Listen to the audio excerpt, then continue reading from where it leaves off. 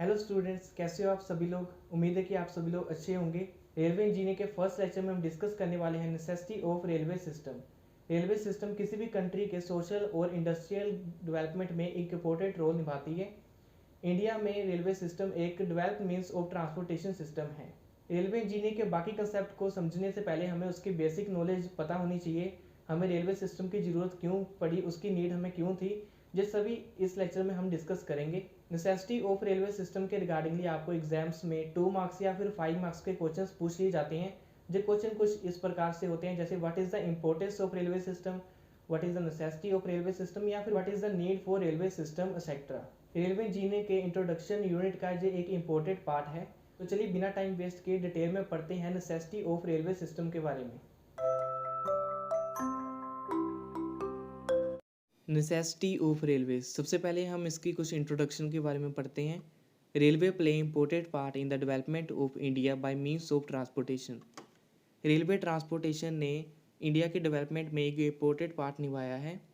It helped in the social and industrial development. Social और industrial development में भी इसका बहुत बड़ा योगदान है।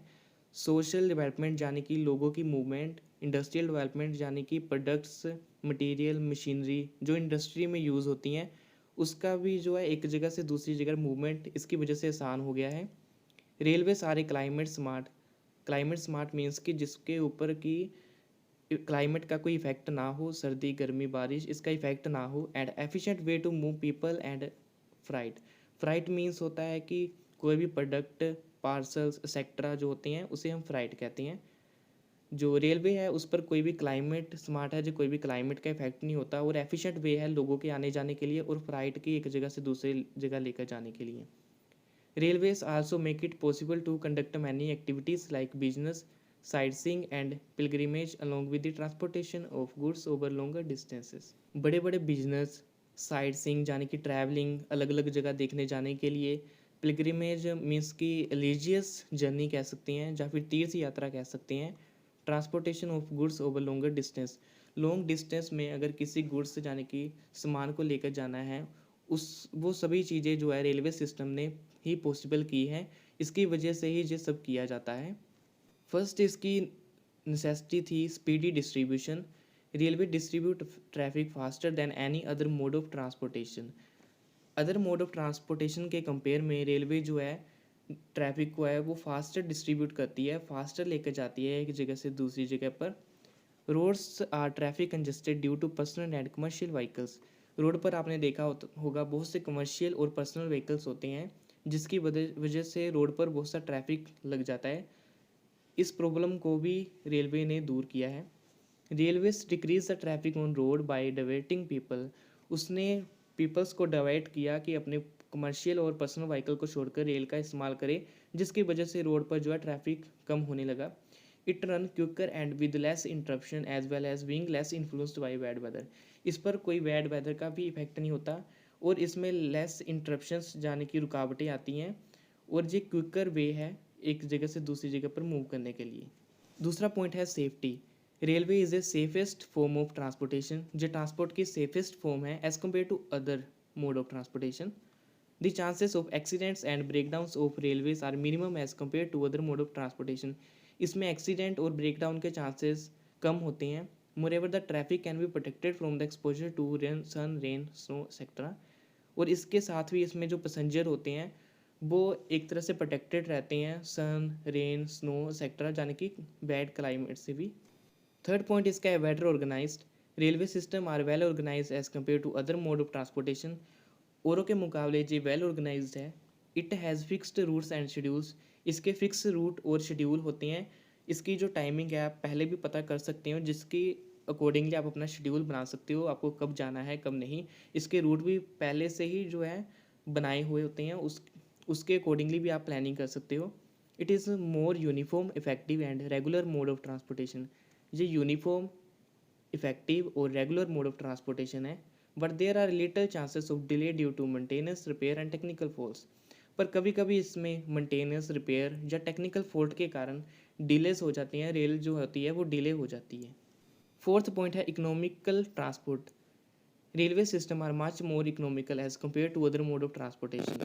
रेलवे सिस्टम जो है वो इकोनॉमिकल है as compare to other mode of transportation. जैसे कि लॉन्ग जर्नी पर अगर आप देखेंगे तो अदर ट्रांसपोर्टेशन का जो कॉस्ट होती है उसकी ज़्यादा होती है, लेकिन रेलवे की कम होती है।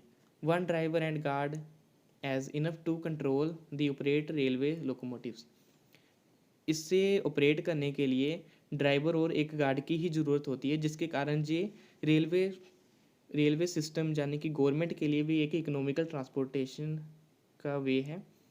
Railway fair also affordable for all the passenger. इसका जो किराया यानी कि फेयर होता है वो भी एक अफोर्डेबल होता है सभी लोगों के लिए, ताकि सभी लोग इसका इस्तेमाल कर सकें।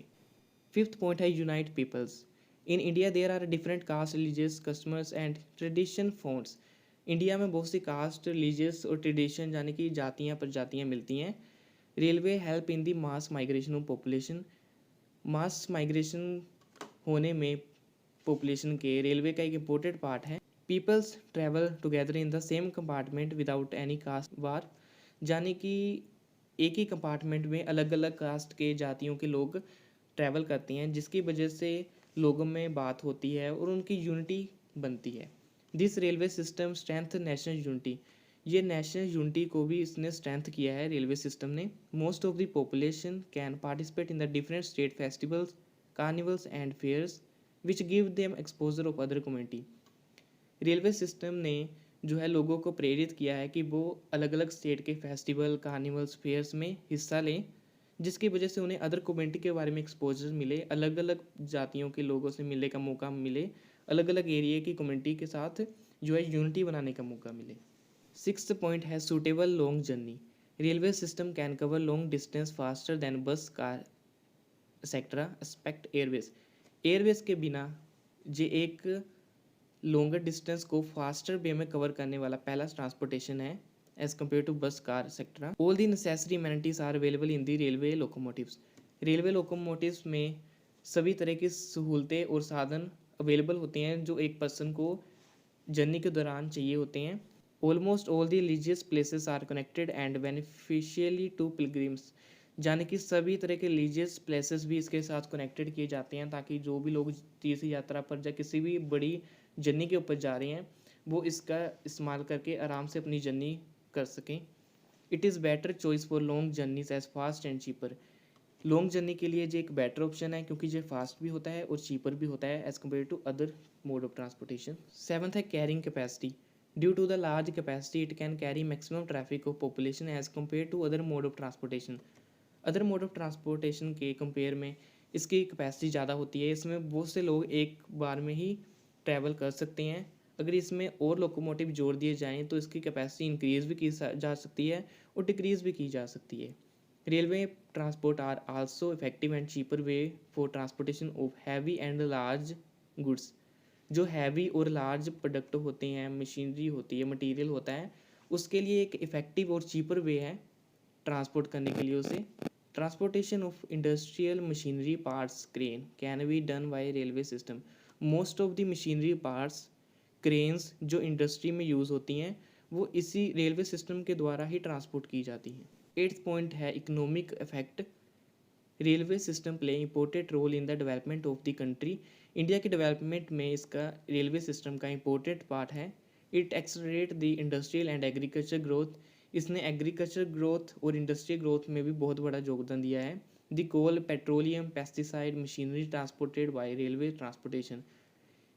कोल, पेट्रोलियम, पेस्टिसाइड जो कि कीटनाशक जो दवाई होती है, जो मटेरियल प्रोडक्ट होते हैं जो कि एग्रीकल्चर में यूज़ होते हैं।